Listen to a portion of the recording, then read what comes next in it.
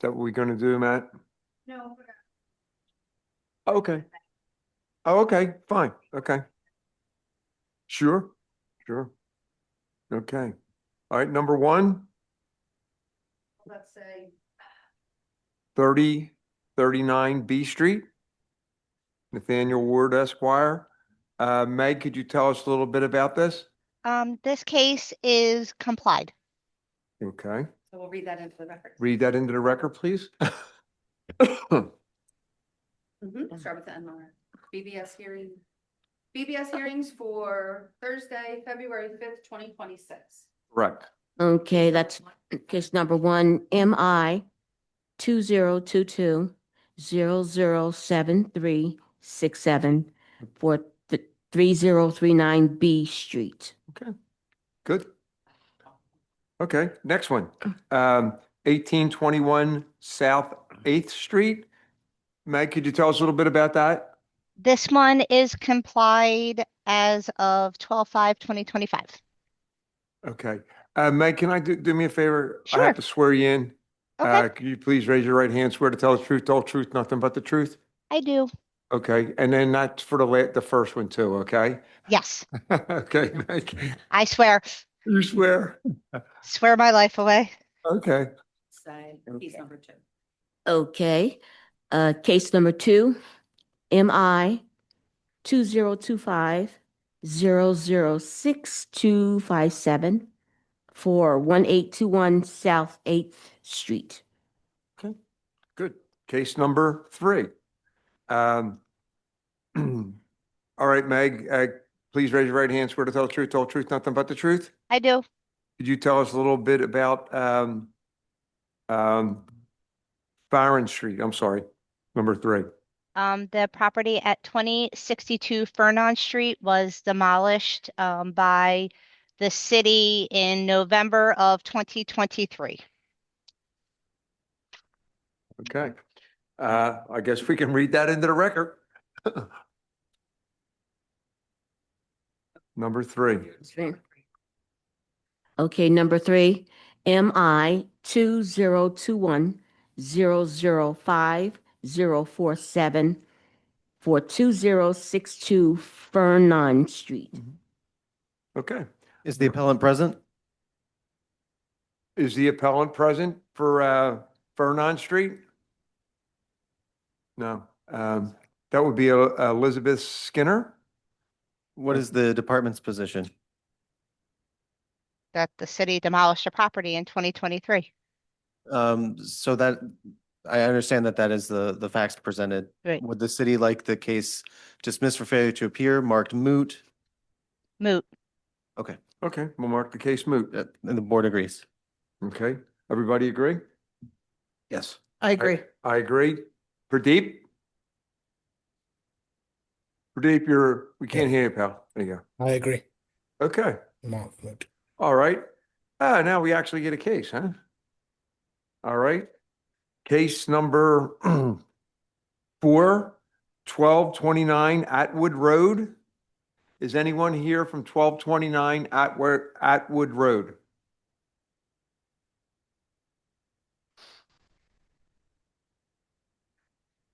No, nobody here? Okay. We'll go. Read it. We'll read it into the minutes.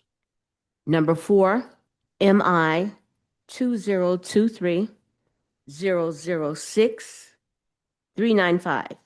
for 1229 Atwood Road. So we'll dismiss this for failure to appear, or do we want to wait till the end of the hearing? Our typical procedure in the past has been to wait and call Wait. it again. Yes, okay, that's fine, no problem. Does Megan have any intel on this? I can give you some if you would Certainly. like. Okay, please raise your right hand, swear to tell the truth, the whole truth, nothing but the truth? I do. Okay, go ahead, Meg. Okay, so the city deemed this as unsafe in October of 2023. They filed their appeal in November of 2023, and there was a permit that was in draft status that was never issued. This violation is, if you give me 1 second, I will tell you what it's for.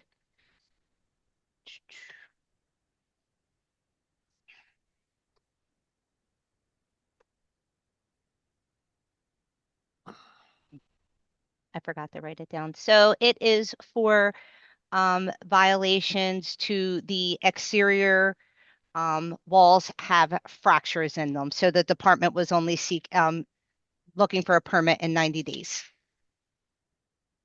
Okay, permit in 90 days. Yes.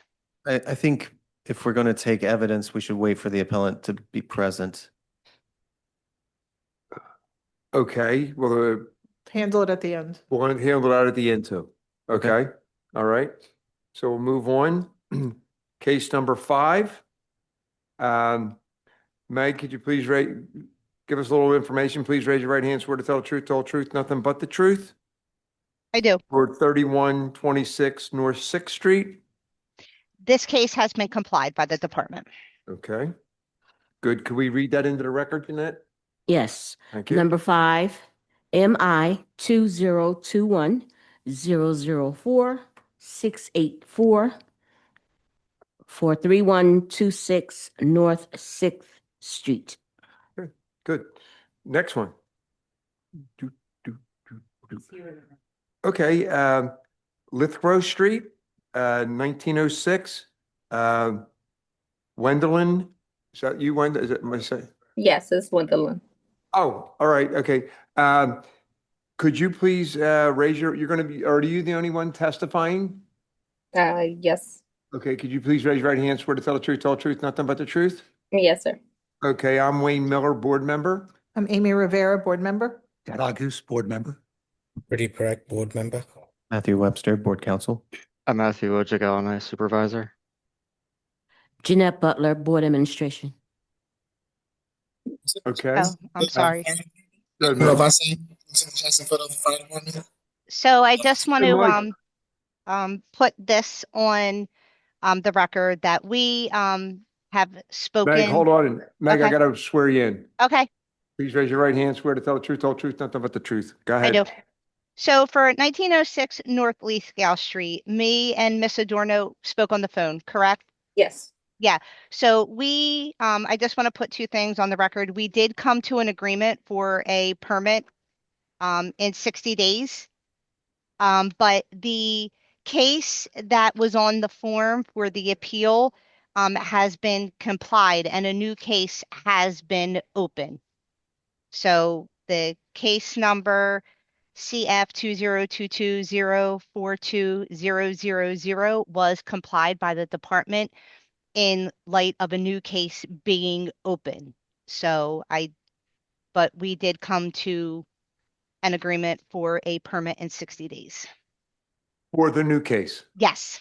Okay. Well, this is a hearing on, The old case. this is only one case is being heard at a Uh-huh. time. So which case is being heard today? The complied case? That was the one that was applied for. I did reach out to boards to Rich Wade just to let him know that this was complied, but there was a new case open and No appeal file. he said that I guess we could figure it out So today. it's perfectly okay for the department to make agreements outside of the board. But for this case, you're telling us that this particular violation is marked complied. And it should be marked moot by the board. I didn't see another appeal in the system. That's why, Okay. there was another violation open, but there was no separate appeal for that, Can we this one. hear that in? There's no appeal. Before there's an appeal. I'm assuming. Just for this case. This is the only one I have an appeal for. Okay. We probably should not. That into the record. Yeah, read it in the record. Okay. Okay, number 6, MI 2022-004576 for 1906 North Lithgow Street. Okay. Okay. This is the old one. Okay. The new This is case. moot. I think this it is- should this be is- complied moot. Yeah. I agree to apply mute. You don't have to vote. Don't, we're gonna have to, okay, all right. All right, now, what do we do with the case with the 60 days, the new case? It's not our case to, It's not our case yet? Okay, all right, no problem. All right. Next one. But just for everyone to be aware, that agreement may still be in force, but it's not before the board. That is my position, Sure. and the board's position. Yeah, no problem. So, Ms. Adorno, are you clear on what's being said here? No, not necessarily. Ms. Adorno, you know what? I'm going to tell you, they're not going to hear your case because the old case that you applied for the hearing for has been complied and a Okay. new case opened. So I'm going to give you my phone number if you have a pen. The I do. department is still willing to keep the agreement that we made when we spoke on the phone. You can Okay. give me a call at 215 Mhm. 686 2480, and we can have a conversation today or tomorrow. Okay. Okay, sounds good. Thank you, All right. Meg. Thank you. Good. You're Good welcome. luck. Thank you. Okay. Number 7. 2823 West Clementine Street. We have to vote on the late appeal. Okay, I'm in agreement with the late appeal. Myself also. I agree. Pradeep? I agree to accept late appeal. Okay. Good. Could you read it into the record? Correct. Jeanette? Number 7, MI 2022-007325 for 2823 West Clementine Street. Okay, Meg, could you please raise your right hand? Swear to tell the truth, whole truth, nothing but the truth. Can you tell Yes. us about this case? I think it's a continuance. Yeah, I've received a request that the appellant asked for a continuance. Okay, I can understand the weather could be all, okay. I have no problem with the continuance. I agree that we should continue it. I agree. We should continue it. I Okay, agree. Pradeep. Okay, good. Let's move on. Next case, number 8, 3744 North Sydenham Street. Is Kyle here from Sydenham Street? Yes, sir. Sorry. How you doing, Mr. Miller? Could you please raise your right hand? Swear to tell the truth, whole truth, nothing but the truth? Yes, sir. Good. I'm Wayne Miller, board member. All right. Amy Rivera, board member. Ted August, board member. Hello. Rudy Perec, board member. Matthew Webster, board counsel. I'm Matthew Wojcik, LNI supervisor. Okay. Jeanette Michael Butler, Jackson, board, Philadelphia Fire Department. Hey, Mike. Okay. Jeanette Butler, Board Administration. Megan Flay, Department of Licenses and Inspections. Okay. Jeanette, you want to read that into the record? This is more work than what we'll be doing. Number 8, MI 2022-007066 for 3744 North Sydenham Street. Hey, Meg, Yes, could you raise your right hand? Swear to tell the truth, the whole truth, nothing but the truth? I do. Okay, could you tell us a little bit about this case? Sure. Do you allow me to share my screen, please? Absolutely. Thank you. Let me know when you can see it. Coming up.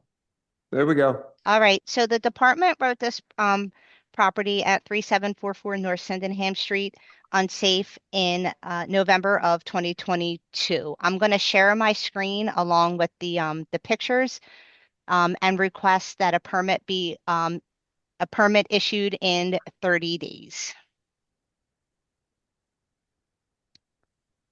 All right, so the violation was written for fire damage to the roof and the rear wall. The property does seem to be sealed from the inside. However, I'm going to get down here. If you see this picture right here, there is a breach in the roof. And there is, I believe, an aerial photo that I took, that I pulled out of what the property looked like from 2024. So it appears as though maybe a tree is growing through the property. So the department would be looking for a permit to be issued in 30 days. Is this unsafe or imminently dangerous? This is unsafe. Unsafe, okay. Yes. Kyle, what? I Swear 'em in? believe, Oh, I did swear him in. I swear him in already. Oh, Yeah. okay. I believe lady was slightly mistaken. There is a tree leaning against, parts of a tree leaning against the property from the backyard. I haven't had the resources to get it out. I'm told that that's my responsibility, not the city's, to remove the tree. I'm not sure about that. But a tree is not growing through the property. So what was seen from the helicopter or whatever is sort of misleading. I was told in 22 that I had to make some improvements. One of the things was the porch was in bad shape.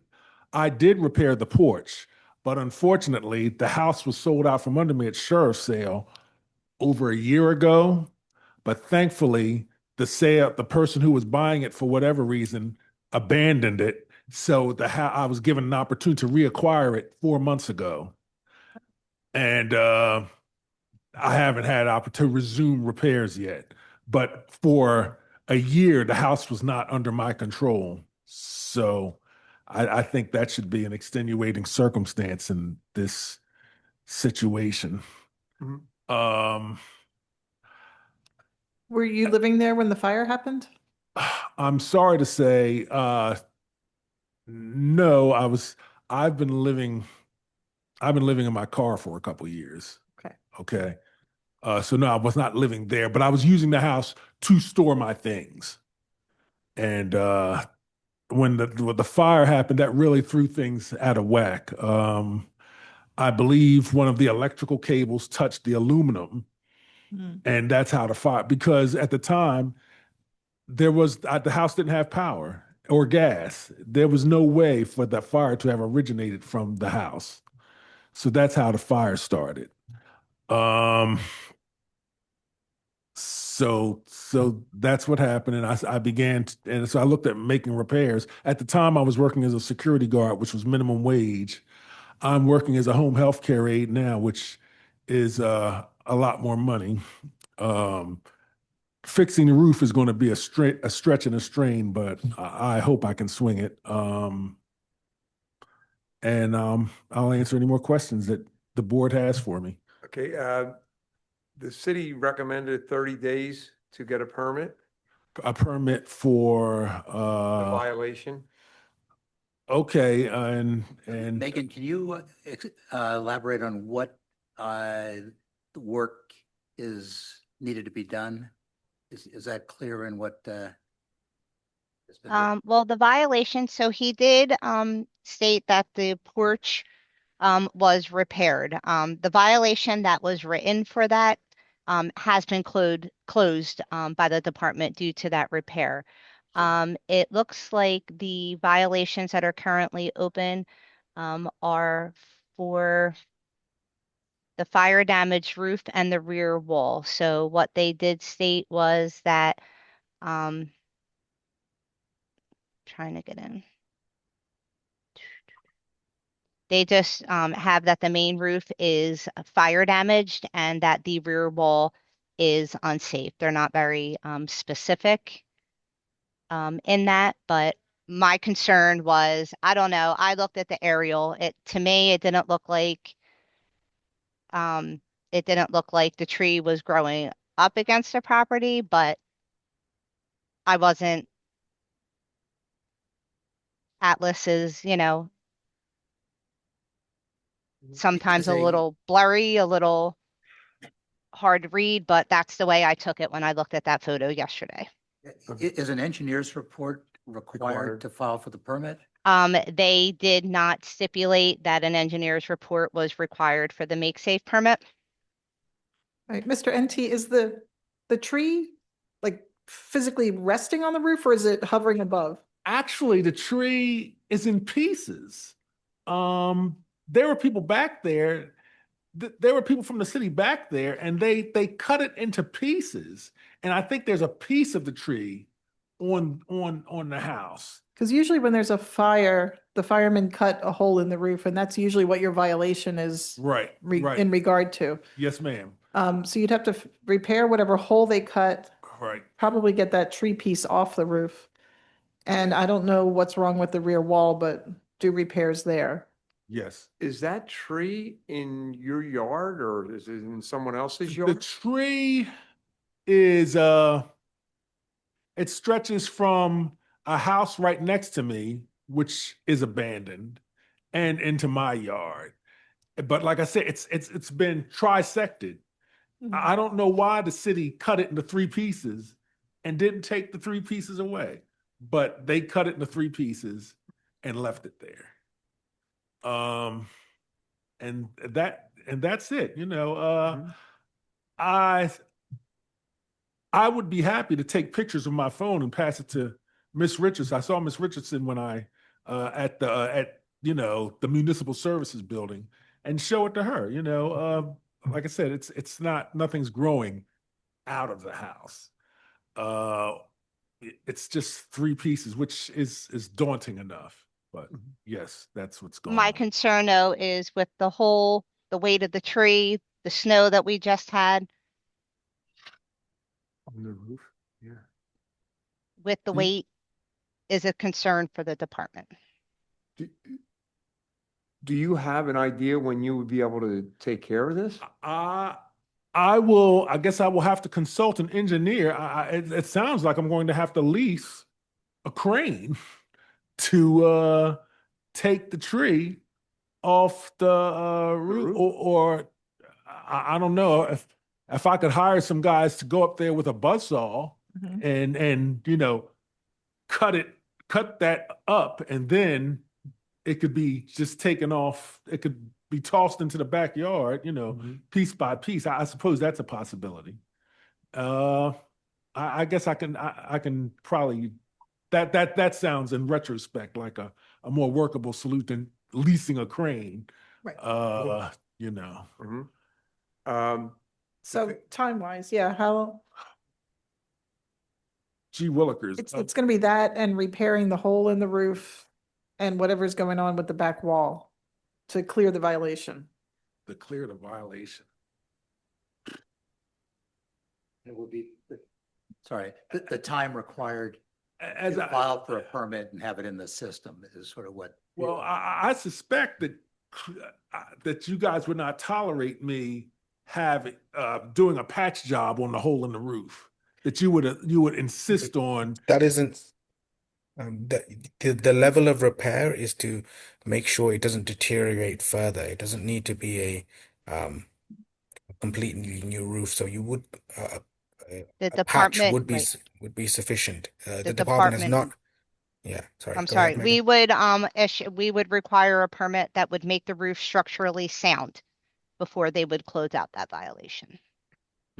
Okay, all right. Well, I'll take what both people said. I'll try to find a way to patch it up. You do need a permit though.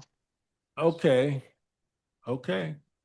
Which means a contractor Yes. certified by the city would need to do that. pull the permit, Um, yes. Yeah. Well, I'll have to consult before I tell you how much time I need. I don't know how much a contractor costs because I understand that the contractors are quite expensive in the city, and It varies, but Yeah. you know, so like I said, if I have somebody talking about 10 grand, that would be daunting for me.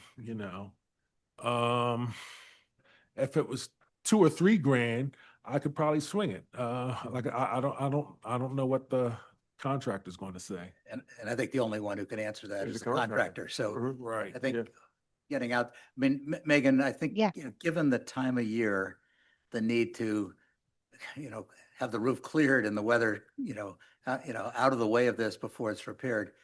I mean, would you be comfortable with, 60 days to have? it in- I wouldn't go past 60, but Megan, would Yes. PhD, Philadelphia Housing Development Corporation, would they be able to help him with anything? is his address, is the address on his license, the address that's of the property? I didn't ask that. I was just curious. I know they- So, I mean, PHDC, is an option, but he has to live at the property and he would have to show proof that that is the case. Okay, I wasn't sure what the stipulations were. I do know that there's criteria that you have to be able to present to do that. Okay, would you guys be satisfied with 60 days to get a permit? Okay, let's caucus. All right. Mm-hmm. Deep, we're gonna put you in, room 1. I'm gonna go down here. I'm gonna find for deep. Debbie, this is the reporter. While we're off the record, you're on mute. Back on the record. Hold on. All right, John, we're ready. Okay. You there, John? Oh, I'm sorry. Yes, I am. Okay. All right, we're going back on the record. It's on, okay, we came up with, because of the weather, the snow up on the roof, we don't know how long it's gonna be, and we have about 6 more weeks of winter. We don't know what that's gonna be for someone to go up on that roof to estimate it. We don't want anybody to get hurt. So we're gonna give 120 days in order to take care of the violation. Okay. Well, in order to pull a permit. Pull a permit, okay, Okay. sorry, okay? Does it Yes, have to sir. be issued in 120 days or hold in the system? Because this has been since 2022. Permit application in the system. An application in the system. Okay. A permit in the system, I'm sorry. In the meantime, what we would recommend, however, is that once snow is melted, it's clear, I Start working on it. approach a roofing contractor to go up, take a look at the situation, and see what they can do as an interim step, even until the work is done. That can include the tree, removal, tarping the hole in the roof or whatever that will protect you until you're able to take care of it fully. Now, question. My house has been sealed. Can I get it unsealed so that I have greater access to the house with this contractor? My house has been sealed by L&I. Megan? Well, are you legally the owner of the property?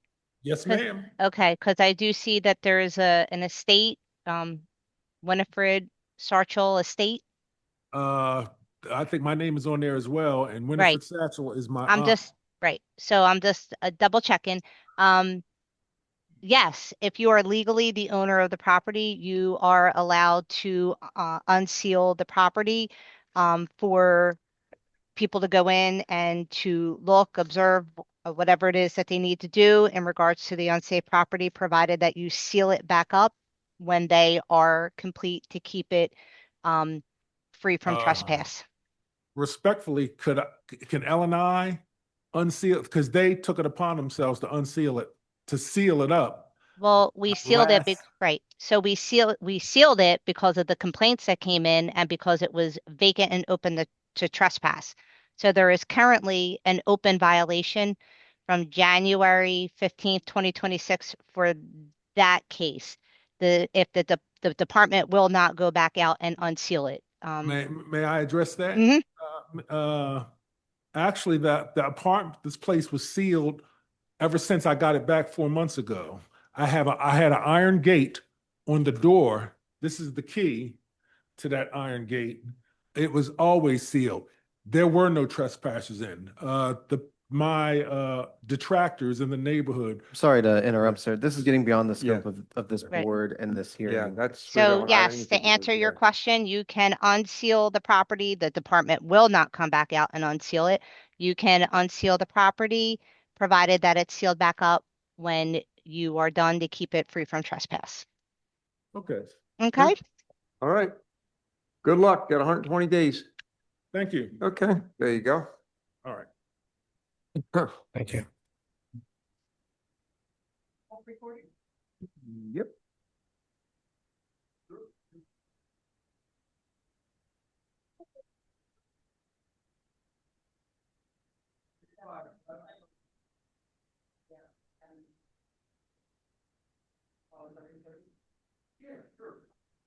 Where's it at?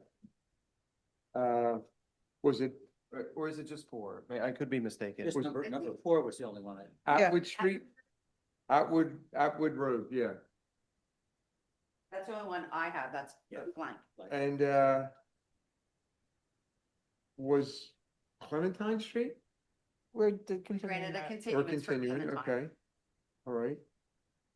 And everything else got complied Okay. and moved. And then the only one left is number 4 that you have to. Yeah, read back Atwood. into the record. Okay. You got to read it into the record.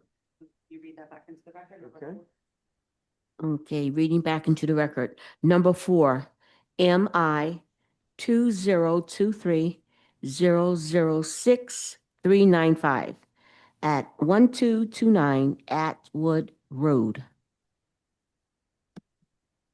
Okay. And we'll call the appellant's name and make sure they're not present. Then we Yep. will confirm that we served the appellant with notice of this hearing. Then we'll vote whether we want to dismiss the appeal. Okay. So first, let's call the appellant's name. Okay. Mhm. James, James Laboob. Laboob? Is there a James present? Anyone representing the interests of 1229 Atwood Road? going once. Going twice. So let's confirm service with 3 our times. administration. I'm sorry. I didn't mean to cut you off, Mr. Miller. Okay, confirming service. A notice of hearing was sent to James LaBou at 1229 Atwood Road, Philadelphia, PA 19151 on January 6, 2026. February. Also, an email was sent on Monday, February 2nd, 2026. Confirming services.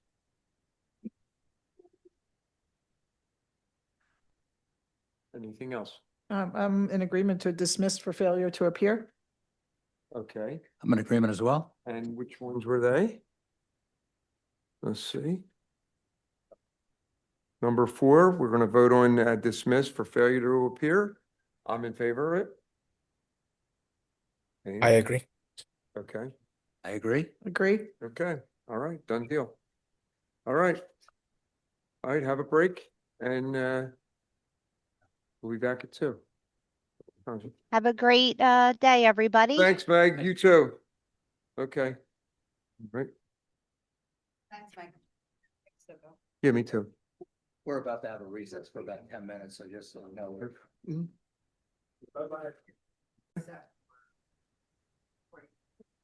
Okay. Case number, let's see, number 10, One Citizens Bank Way. Right? All right. What happened? In this case, who's, okay, I have to swear everybody in individually if you're not a lawyer. Yeah, step up, guys. Oh, fuck. Okay. Okay. All right. That's Pradeep. Okay, good. Yes. Okay. So, everybody's gonna be testifying here. Who, is anybody there a lawyer? Used to? Are you guys lawyers?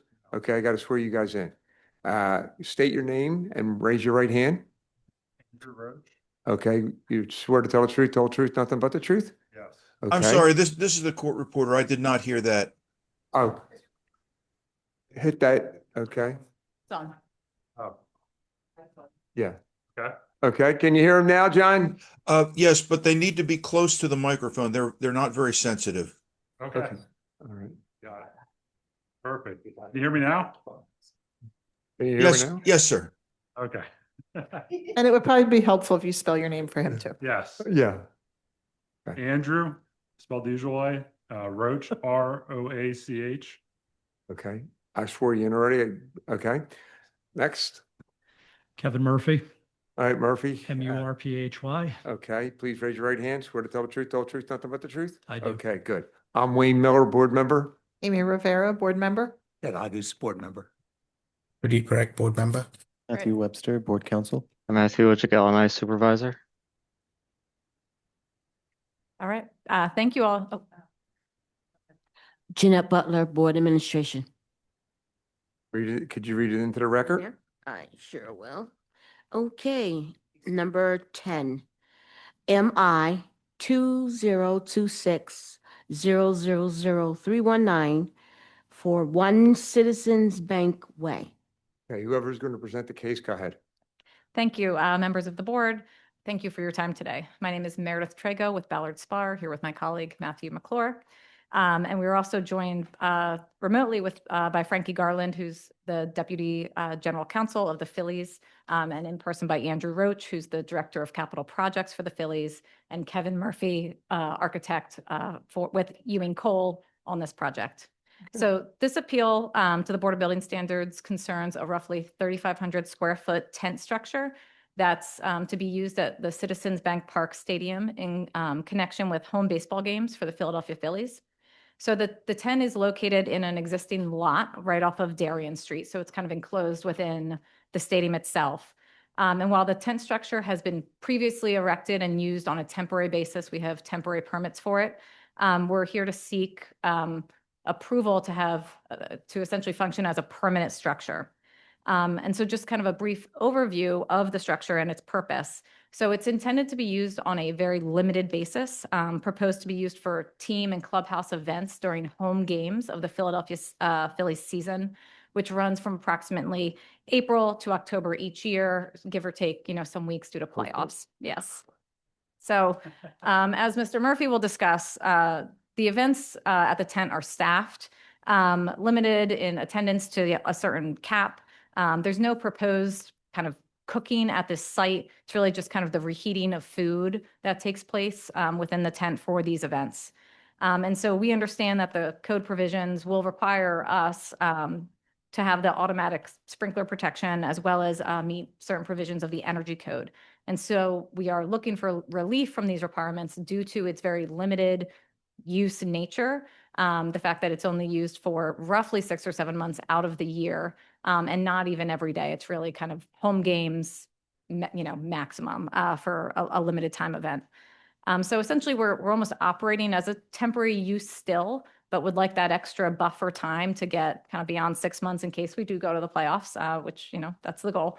And also so that we're not taking the tent up and down every 6 months, which is what we would have to do otherwise. So I'm going to pass it off to Mr. Murphy to run through kind of the technical aspects. Sure. Thank you, Meredith. So in addition to limited use, our understanding is it's really just pre-game events too. So it's really only for an hour or two in those times before the games. So Meredith mentioned there's two primary code issues at play here. One is we'd like to not have to put the automatic sprinkler system in. What we've done in addition to not having cooking happening in there, we've also got more exits and egress capacity than would be required by code. They are all very obviously marked per code with exit signs. The open floor plan of the structure as well makes it very obvious where they are as well in case there were ever to be any sort of event inside. That's really the primary reason we'd be looking for relief on that one. As far as the energy code goes, again, we're talking very limited use again, pre-game, and the units, the tent is serviced by heating and air conditioning, but again, it's very controlled. So only when we get into the summer when the events get hot does the air conditioning run again for a limited period of time. What do you heat your things up with them sternos if you're having? It's hot wells, so electric hot water. Oh, okay. Yeah, so the kitchen is right on the other side of the wall in the main structure. So they're cooking the food inside and then just bringing it out. So it's warm. It doesn't need much reheating. Is the tent currently standing right now? It is. How did it do in the snow? Did fine. There's actually what they call snow poles erected. So every few feet, there's a pole that goes up from the ground up to the center point of the structure. Okay. To help support it. So yeah, it held up fine. And how is the tent staked down? There are foundations underground, okay. coated. Yeah, It's actually more for uplift, the foundations, than it is for the actual gravity load, the way we calculated it. Okay. One clarification, Meredith, you said something about if the structure were taken down or to avoid having to take it down and put it back up, would it technically not have these requirements if that were done? Correct. It's currently permitted as a temporary use with a temporary building permit, a temporary structure, and it is not required to comply with the sprinkler and energy code. But we would, as a temporary use and structure, have to take it down at the end of the 6 months and then put it back up. Understood. Has it been analyzed for the exterior wall fire ratings and openings with respect to the adjacent building? So that's a good question. Yeah, I mean, yes, it is it's a Class A rated, the structure itself is Class A rated, yes, which would, I believe is in compliance then, needs to be that way for the temporary permit, if I'm correct on that. Yes, yeah, for the temporary. So if we were Yes. to call this and I may be mistaken, because I'm not going through the code, but if we were to call this a permanent structure, the concerns we would be raising would be the 11-foot and 14-foot distances to the existing building, and to see if there's a need to have those walls be fire rated. The walls of the tent to be fire rated. Based on what's called fire separation distance. Okay, so the hazard would be to the tent or to the permanent structure? To the That should be tent, looking the permanent structure. Yes. So I will probably defer to Ellen if they can correct me, but I believe that if you add an addition to a site, you have to place that addition in a manner that doesn't impose or doesn't create a non-compliant fire rating for the existing exterior walls of the existing adjacent building. Oh, okay. Yeah, the existing exterior walls of the building are precast concrete. So Okay. they are inherently rated. The structure is on the plans about 10'6" away from the wall. The tent is about 10'6" away from the permanent building. Okay. Yeah, I would just defer to Ellen to confirm if there's no fire rating requirements for the exterior wall of the tent, given its current location if considered a permanent structure.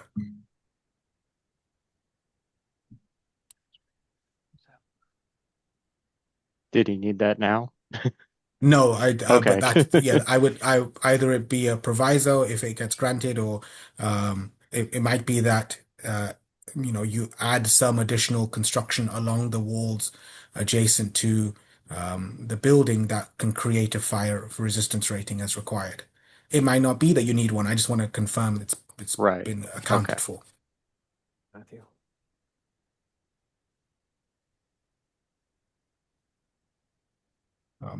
But yeah, it doesn't need an answer right now, but I want to bring that to the team's attention. For what it's worth, the building was proposed as being type 2B, which has no so none of the structural elements require a fire rating. And type 2B, the only times it requires a fire rated walls is when it's less than 10 feet away from the fire separation distance is less than 10 Exactly, feet. yeah. So Yeah. that line would need to be located Between in a the two. way in between the two, which might reduce it to like 5. It depends on where it's located. You could make it straddle the existing building, which would then make it very difficult. Like if there's openings along those walls, that would make those openings very restricted. So it just depends on how you locate it. Mm-hmm. Right. So yeah, it's currently located 10'6" away from the inherent 1 hour rated wall of the exterior building. And there are no Permanent openings along that exterior wall. On the first level, no, there is spandrel glass there. But at the first level, there's no, they're not glazed openings.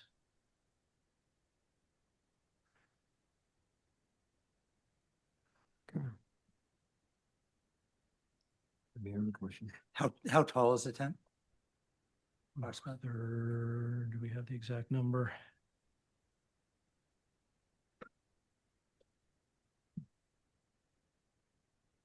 About 18 feet to the top.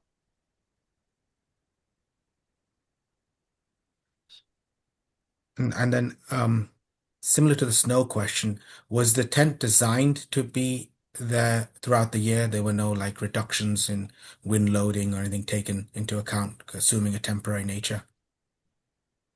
No, I don't believe there were. No, we went through the calculations with with them pretty extensively on wind in particular.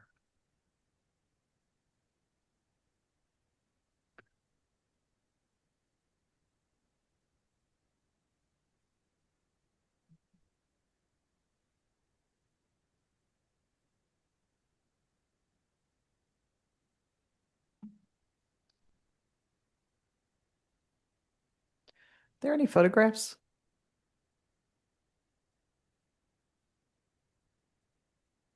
So this is the inside. An outside shot of, there's a sort of a deck off the front that faces out into the Darien Street and the lot that it sits within. And the deck. And another view from the inside.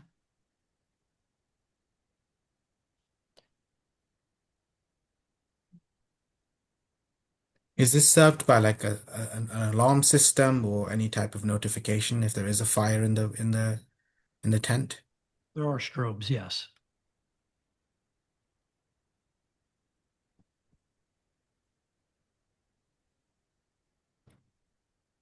And we know egress doors arranged on multiple sides of the building. As indicated in our application, the tent is sized for 367 allowable occupants, but we would plan to administratively limit occupancy to 300.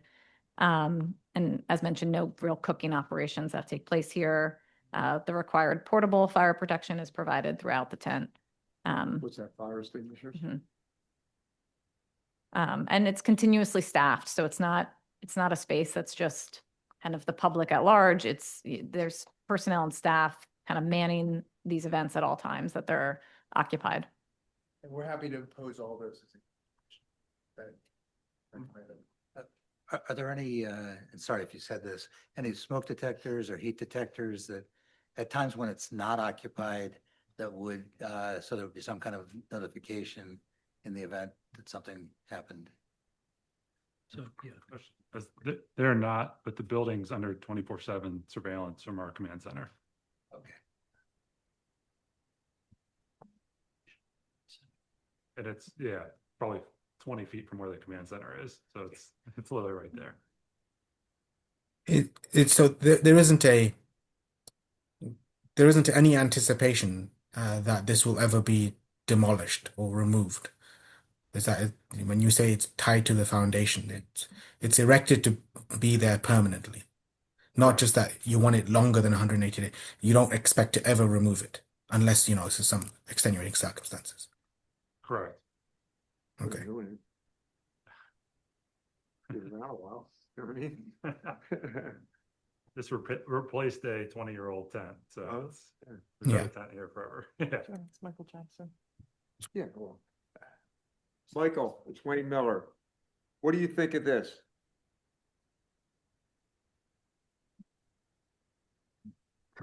Michael Jackson, can you hear Hey, me? no, I heard you. I just turned off my Okay, I just pal. turned off on mute. To be honest with you, I don't think it's a huge deal. What he's referring to. I do understand what Pradeep is talking about. That's just not my expertise. But and just in my opinion, I don't think it's a huge deal. If that makes sense to everybody. Yeah, it does. The thing is, if there's open flames, it would be a different story completely. Yeah. Yes. I know down at the ballpark, the firemen go around and look for open flames. And Yeah, so and I'm pretty sure, just like with all that stuff, their systems should be in place. When we go to do the pre-inspections on the parkway, but because this is, something that's built in, and that's why I was saying it's not too much of a hassle. again, we're happy to have any of those use conditions imposed on and whatever It said you're gonna, 300 people, is that what you're gonna have in there instead of 367? Yep. Michael, as it stands now, with something like this, as a temporary facility, do you guys do an inspection, each year when it's set up? Yeah, so normally we would do if it is a temp, we would inspect it maybe once and then spot check every once in a while. But yes, you're actually correct. We don't inspect it every time. But so if this becomes permanent, I'm wondering if would you be Yeah. looking at No, it so once because every 5 permanent, years? no, we usually don't do anything when it becomes permanent because we just, we treat it just as a, like a permanent kitchen or a permanent, they have the systems in place to be able to, minimize the damage.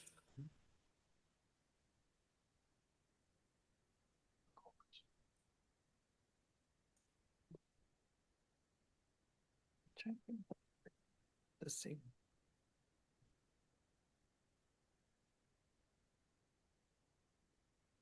Okay.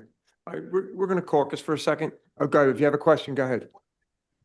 To address that issue, if it makes sense, we can agree, the Phillies can agree to give an annual certification to the city on compliance with whatever the conditions are. Mhm. And have it signed by a design professional, or something like that, in order Yeah. to prevent, obviously so you would have the comfort that the conditions are being complied with, all that stuff, so. Okay, good. All right, we'll be back in a second. Thank you.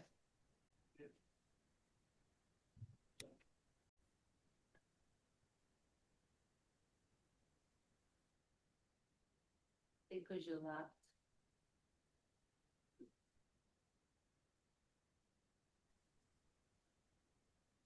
There you go. You should have the 8K now. Do you see it?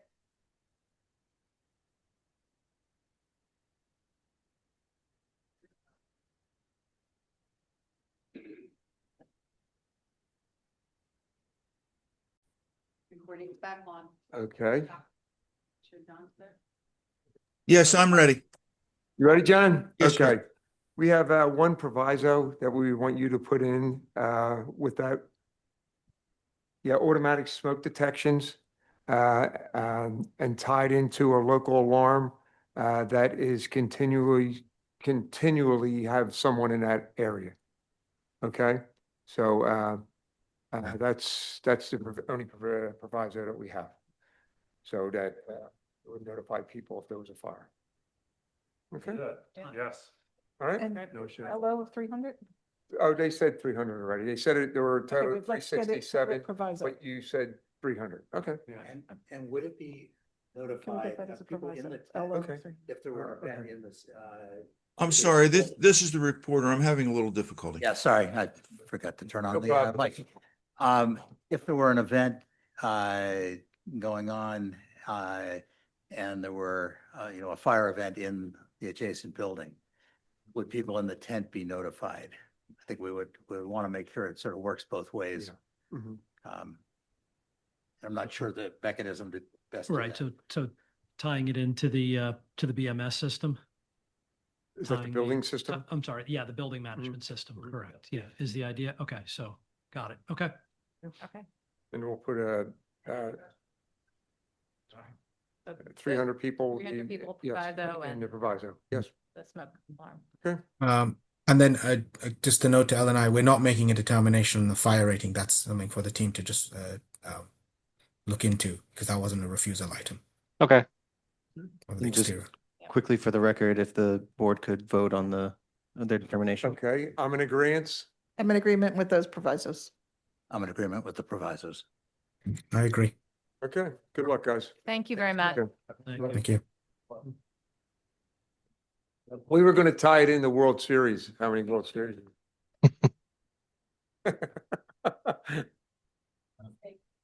Yeah. You only get the provisos if you win a World Series.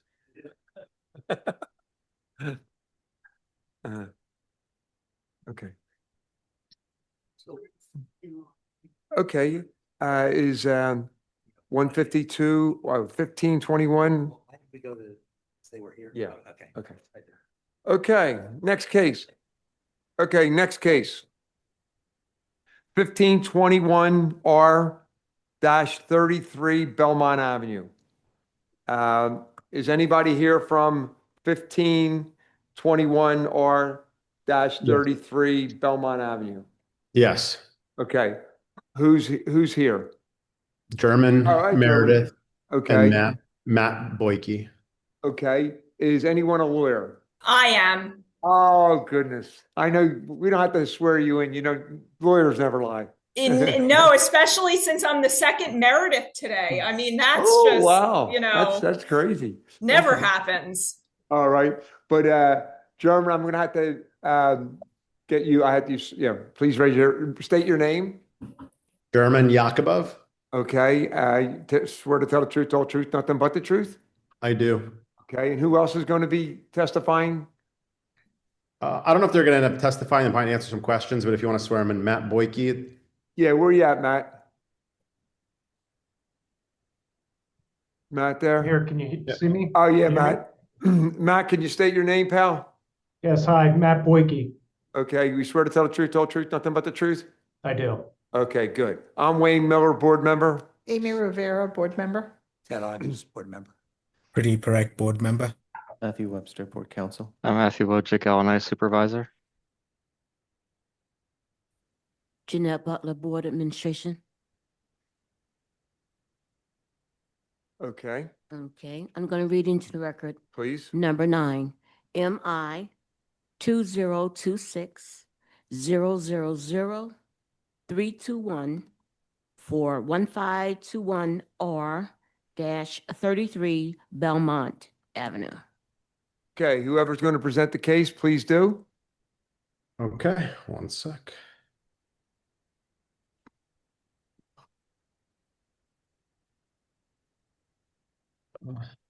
Sorry. All right. All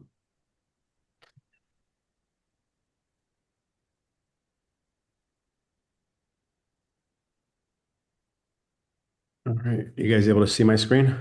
It's coming up. Coming up. Okay.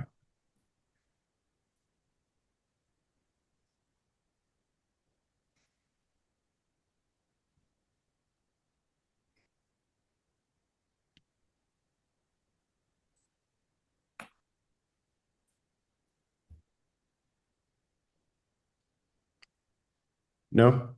Not yet. No, do you want me to share plans, German? Just let me know which ones you want me to bring up. Yeah, I'm gonna try it one more time. Okay. But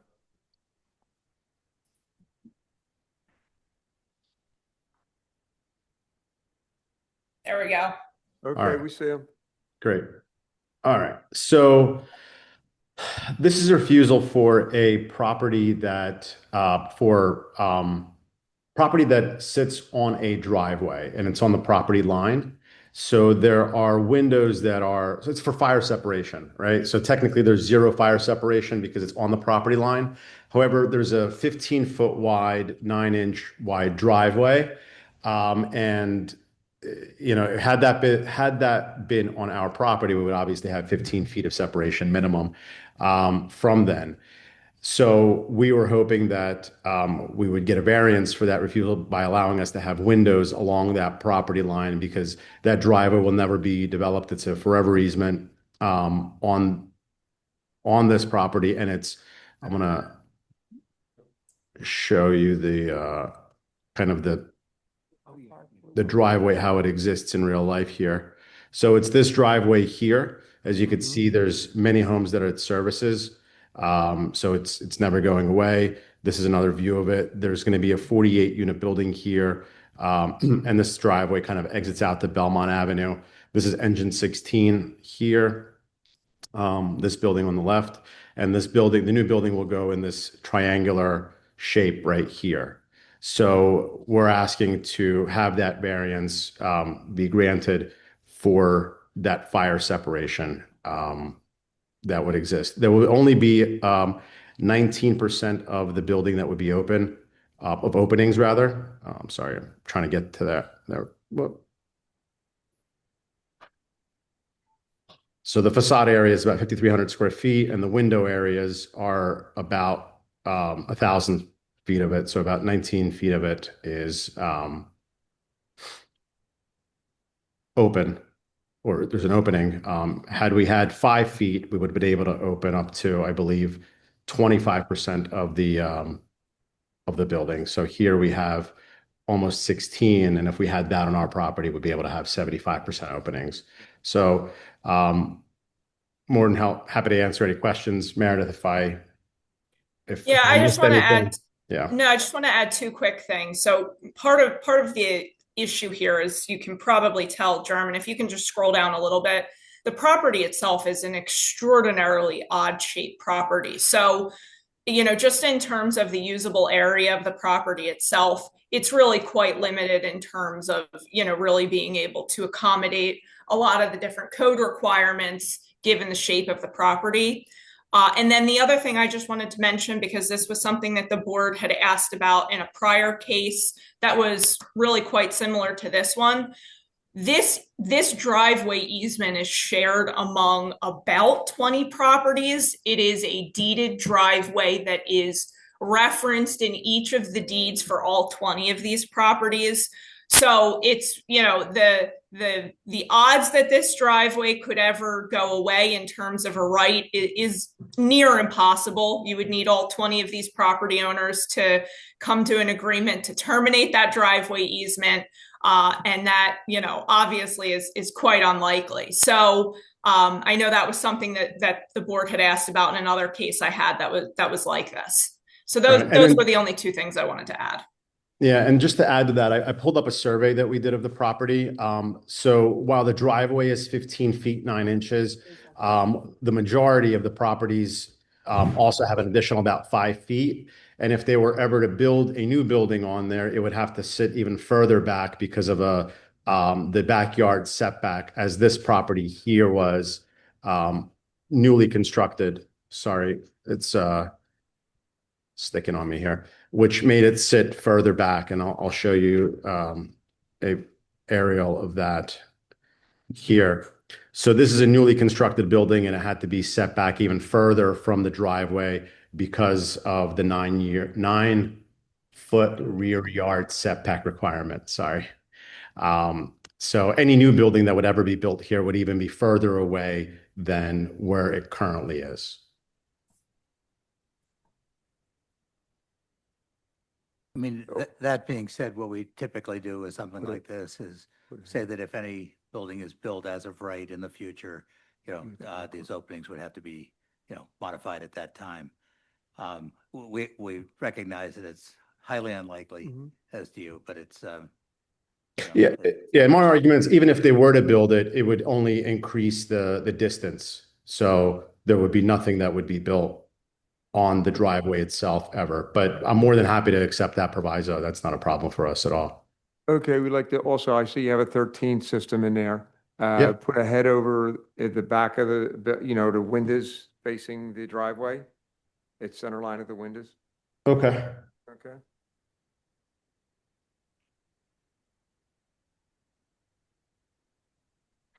All right. Anybody have anything else? Pradeep, you have anything? No, I vote to grant with provisos, as you and Ted have both stated. Okay. And I just want to, again, make sure I understand the proviso in terms of the easement, that it would be if somebody were to build over the easement. I just want to make sure that language is clear. If the easement was extinguished to allow them to build. Perfect. We're good with that. Okay. All right. All right. You in favor of the provisos, Ted? Yes, I am. All right, I am also. I'm in favor. I'm in favor. Okay, good luck, guys. Thank you. Thank you so much. Good. Thank you. Okay, what do we got here now? 328 West Queen. Okay, we ready? Yes. Okay, who's here from 328 West Queen Lane? I am. Are you you're the only one gonna be presenting? The The case? Meredith is also on this project. Oh, Meredith, are Meredith? you? Okay. All right, Meredith, you're back? All right. Sorry, Okay. can't get rid of me yet. Hey, Chris, are you a lawyer? No, I am an architect. Okay, you're going to be testifying here. Please, Chris, state your I name. imagine I will. Chris Stigler, Black and Case Architects. Okay, please raise your right. Stigler. Okay, please, you swear to tell the truth, all truth, nothing but the truth? I do. Okay, I'm Wayne Miller, board member. Amy Rivera, board member. Ed August, board member. Pradeep Parak, board member. Matthew Webster, Board Counsel. Matthew Ojigalani, supervisor. Jeanette Butler, Board Administration. Okay, Jeanette, could you read that into the record? Sure. Number 11, MI 2026 000624 328 West Queen Lane. Okay, before we begin, Tom, are you Tom McInerney, are you going to be testifying? I don't know that I'm testifying, but this is the project that I'm here with. Okay, well, just in case, just state your name and raise your right hand. I'll swear you in. Tom McInerney.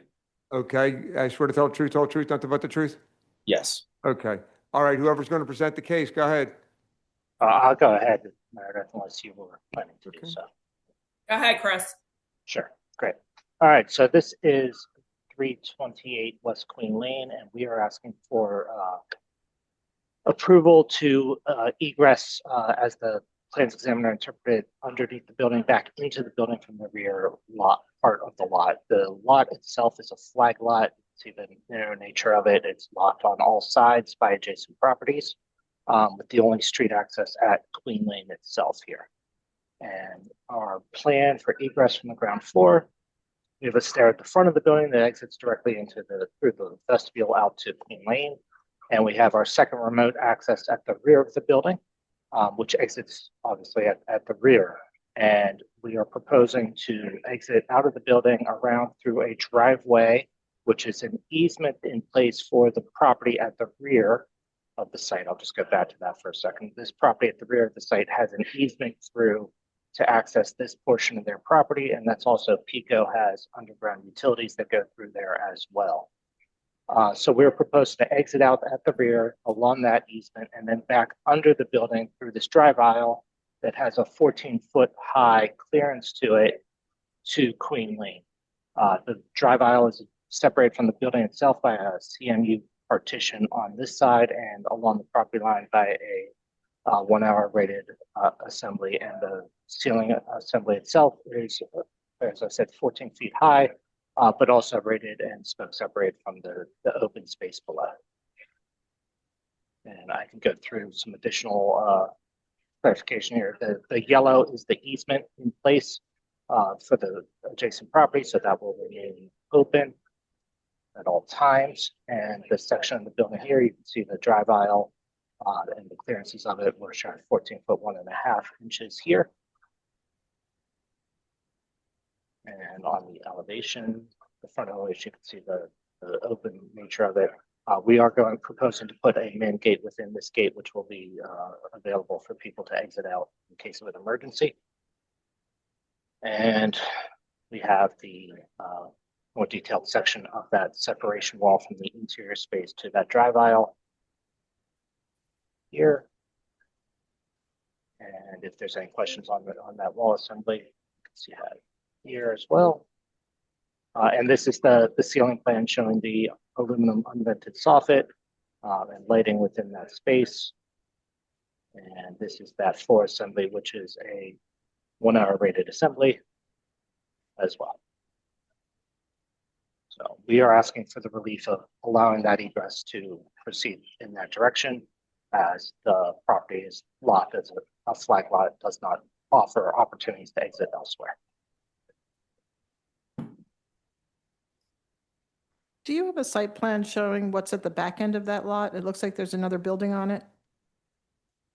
Is there a large open parking area, or? There is not, no. So I can pull up I can just go this way if you here, please. So this is the furniture workshop building, which has access off of Pulaski Street. And they have an area in the back here that is not public parking. It is a service truck that they bring in only to load materials at the back of their site, that they use this easement to get to it. Currently, there is a building at the back here that is vacant and run down. It's going to be demolished as part of the construction with development. Do you have a site plan with your new building on that lot? I'm just trying to understand how much of the lot is being taken up by this new building. Oh, sure, yeah. I mean, this is the site plan showing the property lines here. Okay, so you're taking up the whole lot. We're taking up the majority of the lot. We have a Okay. 20-foot setback. I believe it's, I have a dimension on the other plan. We're required to have a setback of 10% of our lot depth, so it's about 21 foot 9 inches from the rear. And we have a setback of, I believe it was 10 feet at the side. And this is a 15-foot drive aisle. No, I know it's not directly relevant to your review, just in terms of background, this is a low-income housing tax credit project. So the building itself, the units are all designed with very specific requirements that are imposed by the funding agencies. So, you know, just in terms of context, in terms of how the building was designed, that is obviously directly relevant in that capacity. Is the drive aisle for two-way traffic being No, it 15 is feet? not. Okay. It is literally only for the service vehicle to get to the back and for Pico to access the utilities back here. I believe that the adjacent property owner uses that drive aisle once or twice a day. Okay. Basically, come in the morning and leave it later. With the inclusion of the door that needs to be added to the gate, Yes. how much space would there be if there's a truck or a vehicle blocking the entry of the drive aisle? There will not be there was no vehicle that's going to park in this location, I guess. No, if it just happens to be blocking it. To pull in. Yeah. So, like it's, yeah. So if they're pulling in, the gate itself is 15 feet wide, approximately. And so, you know, depends on the vehicle that's there, I suppose, right? So if you say it's a standard 8-foot wide vehicle, narrower, a pickup truck is generally what they're using our van, then there'd be plenty of space to maneuver around. Okay, so it's not like to a commercial loading dock. It's just like they have like a transit van or something along those lines. Exactly. Yes. Okay. Yes, and the easement, I mean, obviously very specifically prohibits them from blocking access. They are allowed to use it for access only and not for any form of parking, stopping, loading, anything of that sort. Has there been any would it be infeasible to depending on where the door is located to put some type of curb or something that would make sure that there could not be a vehicle that blocks the doorway, so at least there's a clear landing that's maintained on the I don't think that we could put a curb because the language of the easement requires that 15-foot clear width for them. Okay. But I do Like some believe we could striping or stripe something. it. Yeah, we could stripe it.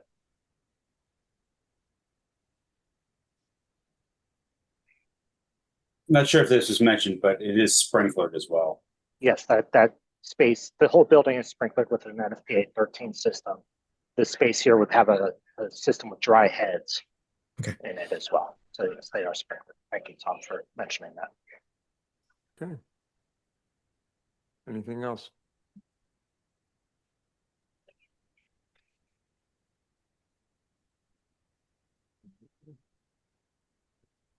Amy, go with it. Or you want to caucus?